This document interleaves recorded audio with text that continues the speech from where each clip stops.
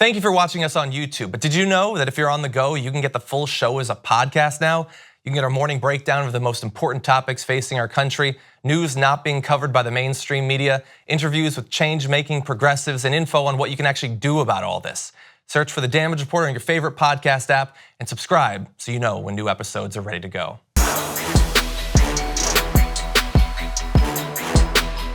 So all too often when the police are involved in a death, we are lucky to even find out the basic facts of it. And justice is certainly not the expectation.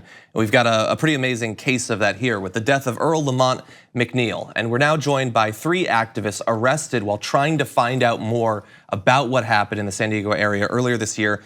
Mark Lane, Arameek Glass, and Shane Parmley join us on the Damage Report now. Hi. How you doing? Welcome to the show. Doing well, but very interested in finding out more about this. So you were all arrested recently. There has been activism around trying to find out more about what actually happened to Earl. For those who might not be familiar with this case, can you give a basic idea of what we do know at this point? So what we do know is that about a week and a half ago, we finally, after 4 months of protesting and the activism work of this community, we sat with the DA's office along with the family, and we were able to finally watch the video footage that we have been asking for and demanding. In that video footage, you see Earl McNeil yelling out for help, crying out for help, saying he can't breathe throughout the ride. In the back of the police car, you see the takedown. You see him calling out for help multiple times. You see officers laughing at him, neglecting to help him when he cried out for help. And then ultimately, you can read the medical examiner's report where it says homicide on the report. Even after all of that, the DA's office is refusing to prosecute the officers involved in Earl McNeil's death. So I had read a little bit of the details about that, the autopsy, saying that they believe that it might have been lack of oxygen that led to his death. But they also talked about multiple injuries that he appeared to have that he hadn't had before going in to the police department. So in the video that you saw, is there any indication of who actually gave him these injuries? Well, the injuries, you can't tell in the video where the injuries come from.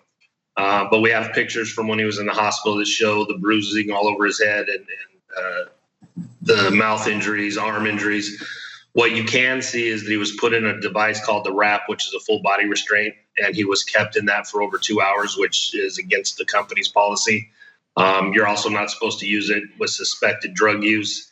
They also put a spit hood and a spit rag over his head and covered his mouth. And that was on for over 2 hours as well. And then when he got to the central jail, because they didn't take him to the hospital first and they didn't call paramedics. After 2 hours, they took him finally to the jail. One of the deputies at the jail, when they were pulling him out of the car, pulled his T-shirt up over his mouth as well. So he had 3 barriers over his mouth and nose. Basically, it was a reverse waterboarding is what happened to him. So all that you can see, and all that's listed in the ME's report as well. Excuse me, as a contributing factor to his death.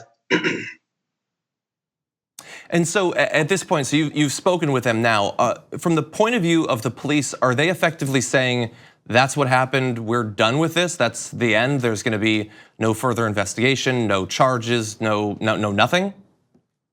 Well, there are charges, but they're against us 3.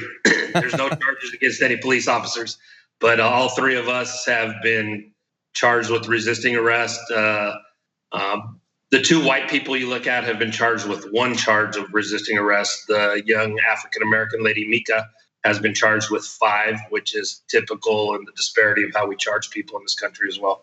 So can you tell us about how those charges came about? What sort of protests you were involved in? Well, there was a city council meeting that they shut down several times and pushed everybody out into the lobby. And there were some things that happened there that eventually led to the 3 of us being arrested the same night. And I don't think we're supposed to get into totally all the details. Well, I can kind of talk about my case. So basically, we had been protesting for months at the National City Council meetings. On this particular day, I arrived where they were targeting men of color. Just the position and how I move in the community is always protecting our men because I know they are targets. I then was trying to get in between an officer and a young man, and that officer began to push me with his body, chest bump me, and then I already had previously an injured ankle that they knew about. By him pushing me, I hit the ground, and so from there they carried me out, and then. Very roughly rolled her over, slapped handcuffs on her, and carried her off like a sack of potatoes. Mm-hmm. And it's all in the videotapes. And I'm just grateful that Shane and Mark were there to watch and protect as much as they could.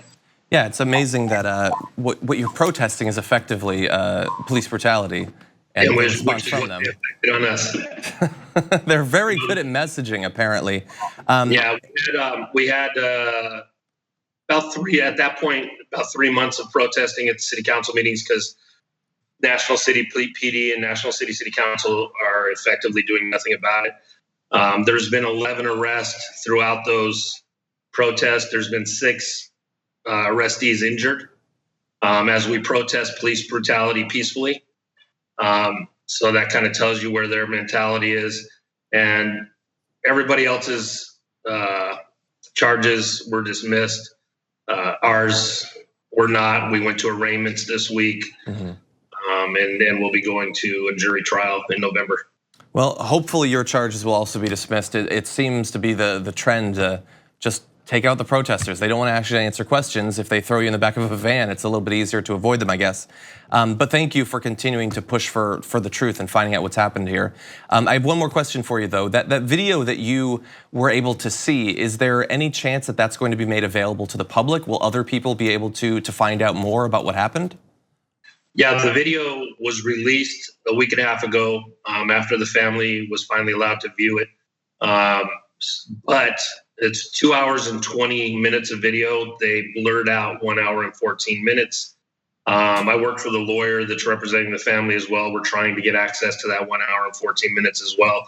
And the medical examiner's report that was released to the public was also heavily redacted, which it shouldn't have been. So we're trying to get access to the unredacted medical examiner's report as well. So if you want, I can send you guys a link to the videos that were released, where it's basically 2 hours of Earl McNeil pleading for help, and them ignoring him and ridiculing him until he finally died right in front of him. Wow, that would be great. Thank you. To whatever extent we can try to help to put more pressure on them to eventually find out what actually happened to Earl. We would love to be able to be involved in that. So Mark, Ermique, and Shane, thank you for your activism and also for joining us on the show today. Thank you, John. Appreciate it. Thank you very much for watching this clip from the Damage Report. If you liked it, don't forget to subscribe to this channel and ring the bell on YouTube to get notifications of our new videos. And of course, you can catch the full Damage Report live every weekday at 1 p.m. Eastern, 10 a.m. Pacific on TYT Network on YouTube TV.